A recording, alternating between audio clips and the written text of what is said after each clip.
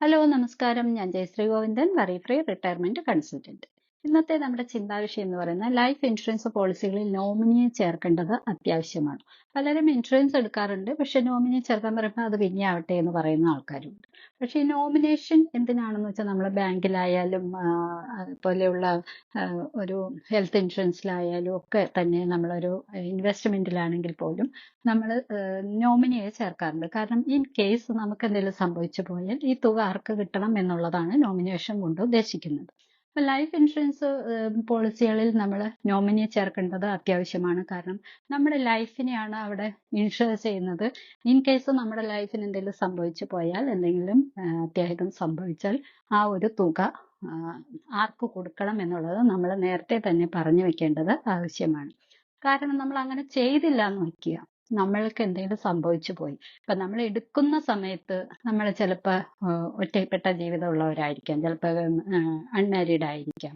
ആ സമയത്ത് നമ്മൾ സ്കീം എടുത്തു, നമ്മൾ ആരെയും നോമിനി വച്ചില്ല. പക്ഷെ അതിനുശേഷം നമ്മൾ വിവാഹിതരായി, ചിലപ്പോൾ നമുക്ക് കുട്ടികളും കുടുംബവും ഒക്കെ ആയിട്ടുണ്ടാവും. അതിനുശേഷം നമ്മൾക്ക് എന്തെങ്കിലും സംഭവിച്ചു പോയാൽ ഈ നോമിനേഷൻ ഇല്ലാത്തത് കൊണ്ട് അവിടെ ആ ഒരു തുകയ്ക്ക് വേണ്ടിയിട്ട് പല പ്രശ്നങ്ങളും ഉണ്ടാവും, ലീഗലായിട്ടുള്ള പ്രശ്നങ്ങൾ വരും. കാരണം നമ്മുടെ പാരൻസ് അവർക്ക് ഒരു വിഹിതം കൊടുക്കേണ്ടതാണ്. അതുപോലെ തന്നെ നമുക്ക് കുടുംബം ഉണ്ടെങ്കിൽ നമ്മുടെ വൈഫ്, കുട്ടികൾ, ഇവർക്ക് നമ്മുടെ വിഹിതം കിട്ടേണ്ടതാണ്. അപ്പൊ ഇവർ തമ്മിൽ ഒരു ക്ലാഷ് ഉണ്ടാവാനായിട്ട് ചാൻസ് വരും. അങ്ങനെ വരുമ്പോൾ ഈ ഒരു നോമിനേഷൻ ഇല്ലാത്തത് കൊണ്ട് ആ തുക ആർക്ക് കൊടുക്കണം എന്നുള്ളത് ഒരു കൺഫ്യൂഷൻ ആവും. പിന്നീട് അത് ലീഗൽ ഫോർമാറ്റിലേക്കൊക്കെ പോവേണ്ടി വരും.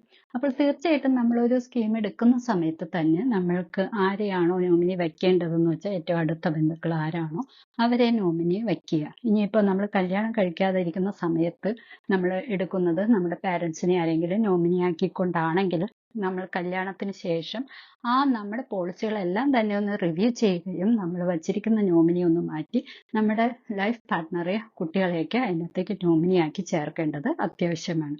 അപ്പൊ പിന്നീടുള്ള ജീവിതത്തിൽ നമ്മൾ ഇല്ലാതെ ആയ ആ ഒരു തുക അല്ലെങ്കിൽ അതിന്റെ ബെനിഫിറ്റ് നമ്മുടെ വൈഫിനോ അല്ലെങ്കിൽ ഹസ്ബൻഡിനോ കുട്ടികൾക്കോ ഒക്കെ കിട്ടാനായിട്ട് അത് ഉതകും.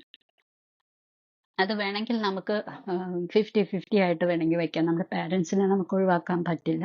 അപ്പോൾ നമ്മുടെ ബെനിഫിറ്റ്, നമ്മളുടെ മുഖേന കിട്ടേണ്ട ബെനിഫിറ്റ് വേണമെങ്കിൽ നമുക്ക് പകുതിയായിട്ട് രണ്ടുപേർക്കും വീതിച്ച് വെക്കാം. അത് അല്ലെങ്കിൽ 70% ആക്കാം, 10% ആക്കാം, എങ്ങനെ വേണമെന്ന് വെച്ചാൽ അതനുസരിച്ചിട്ട് നമുക്ക് ചെയ്തു വെക്കാവുന്നതാണ്.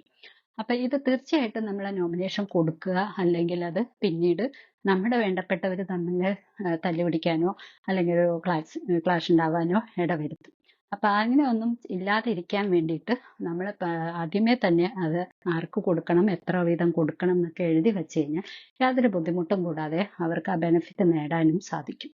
അപ്പോൾ ഈ ഒരു എപ്പിസോഡ് നിങ്ങൾക്ക് എല്ലാവർക്കും ഉപകാരപ്രദമായി എന്ന് ഞാൻ വിചാരിക്കുന്നു. ഇതുവരെ നോമിനേഷൻ ഒന്നും ചേർത്തിട്ടില്ലെങ്കിൽ നിങ്ങളുടെ എല്ലാ പോളിസികളും ഒന്ന് റിവ്യൂ ചെയ്യുക. നിങ്ങൾ പണ്ടെടുത്ത പോളിസി ആണെങ്കിൽ അതിൽ നോമിനിയെ മാറ്റി വെക്കേണ്ടതുണ്ടെങ്കിൽ അത് ചെയ്യുക. അതുപോലെ തന്നെ നോമിനേഷൻ കൊടുത്തിട്ടില്ലെങ്കിൽ അത് ചെയ്യുക. വേണ്ട രീതിയിലുള്ള കാര്യങ്ങൾ, നമ്മുടെ ലൈഫിൽ വരുന്ന ഓരോ ചേഞ്ചിനനുസരിച്ച് നമ്മൾ ഇത്തരം സ്കീമുകളൊക്കെ ഒന്ന് റിവ്യൂ ചെയ്ത് വേണ്ട നടപടികൾ എടുക്കാൻ ശ്രദ്ധിക്കുക. അടുത്തൊരു എപ്പിസോഡിൽ കാണും വരെ ടേക്ക് കെയർ. Bye bye.